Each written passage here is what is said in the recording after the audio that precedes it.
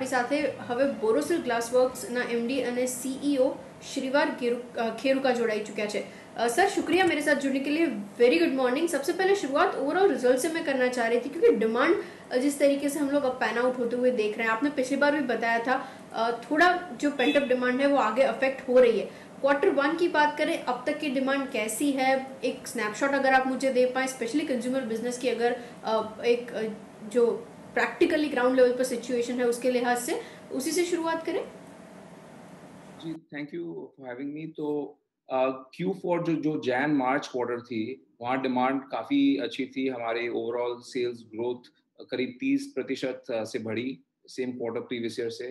और वही ट्रेंड हम देख रहे थे करीब पहले 10-15 दिन अप्रैल में।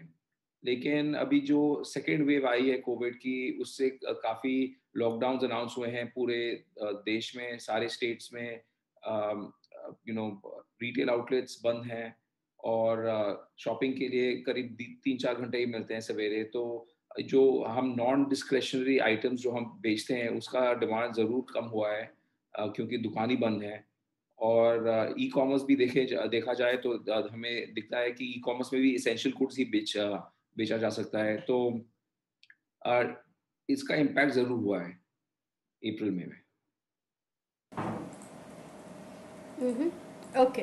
अच्छा, अग्रीड सर। आप इसके अलावा इन टर्म्स ऑफ मार्जिन्स किस तरीके से पैन आउट हो सकते हैं, उसकी अगर आप मुझे कुछ डिटेल्स दे पाएं, क्या सिमिलर काइंड ऑफ लेवल्स पे हम लोग देख पाएंगे? से मार्जिन्स की बात की जाए तो हमारे मार्जिन्स लास्ट ईयर काफ़ी अच्छे रहे in spite of lower sales. लेकिन इसमें जो मेन पॉइंट थी कि हम अपने खर्चे जो हैं, अपने कॉस्ट है, वो काफ़ी हमने कम कर दी थी। लेकिन इस साल भी हम वही आगे बढ़ा रहे हैं, कॉस्ट कम रखते हुए हम अपना धंधा चला रहे हैं, बिजनेस को ग्रो करने की चेष्टा कर रहे हैं।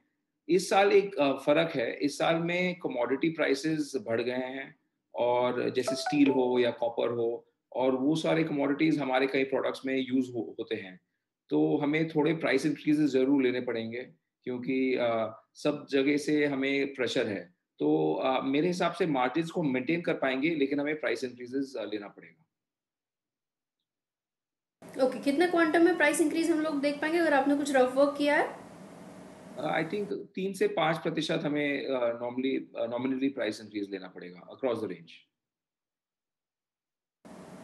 Okay, agreed sir. अच्छा, क्लास पैक के ऊपर आपका मैं एक ओवरऑल जो आउटलुक है वो समझना चाह रही थी। वहाँ पे किस तरीके से पोटेंशियल जनरेशन आप देख रहे हैं, किस तरीके से टारगेट्स बन रहे हैं? क्योंकि पिछली बार भी हम लोगों ने बात की थी, तो आप मुझे बता रहे थे कि वहाँ से काफ़ी एडवांसमेंट्स दिख रहे हैं। एक स्नैपशॉट। क्लास पैक पिछले साल में क्लास पैक का धंधा काफ़ी ग्रो किया था, और करीब 30% और वहाँ भी ग्रोथ हमें मिली थी। वही ग्रोथ हम इस साल भी हम देखते हैं होते हुए, क्योंकि कोविड वैक्सीन हो या जैसे थेरेप्यूटिक्स हो, वहाँ का जो इंजेक्टेबल डिमांड ज़रूर बढ़ते जा रहा है। और नॉन कोविड प्रोडक्ट्स भी काफ़ी इंडिया एक हब बन गया है, जैसे जैसे इंजेक्टेबल प्रोडक्शन का, वैक्सीन प्रोडक्शन का। तो वहाँ हम देख रहे हैं कि क्लास पैक में काफ़ी सालों आगे तक ग्रोथ की एक अपॉर्चुनिटी नज़र आ रही है, और उसके लिए हम इन्वेस्टमेंट भी करेंगे और हमारे प्रोडक्शन को बढ़ाएँगे भी।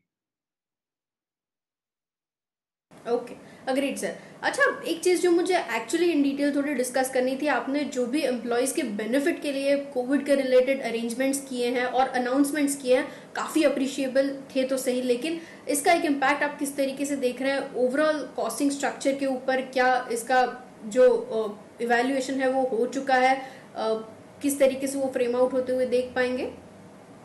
ये अनाउंसमेंट हमने कॉस्ट के तरफ से हम देखा ही नहीं था, और आज भी हम नहीं देख रहे हैं। क्योंकि अगर हमारे एम्प्लॉइज सेफ रहें, अगर उनमें क्षमता रहे काम करने के लिए, और ये बिलीव रहे कि ऑर्गेनाइजेशन उनको उनकी सहायता करेगा और उनकी फैमिली की सहायता करेगा, तो वो ज़रूर काम ज़्यादा करेंगे, वो उनका मोटिवेशन होगा ज़्यादा। तो मेरे हिसाब से कॉस्ट की तरफ से देखने की लिए ज़रूरत ही नहीं है।